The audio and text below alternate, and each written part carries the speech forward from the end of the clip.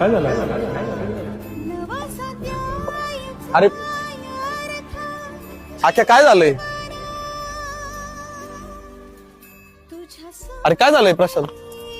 Phone दे ना. तेजस सेजल नाही राहिली. गप्पे काय पण काय बोलतोय? आता हॉस्पिटल मध्ये होती ती, बरी होऊन येणार आहे.